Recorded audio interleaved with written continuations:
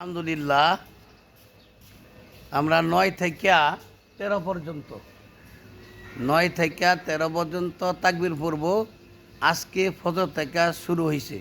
তাকবীর হইল আল্লাহু আকবার লা ইলাহা ইল্লাল্লাহু আল্লাহু আকবার লিল্লাহিল হামদ। একবার অথবা 3 বার বুঝাচ্ছে নাকি? তাইলে 13 তারিখ পর্যন্ত আমরা তাকবীর পড়ব। এই তাকবীরটা পড়া হইল ওয়াজিব।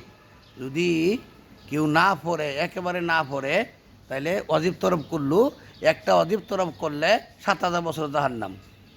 নাউজুবিল্লাহ।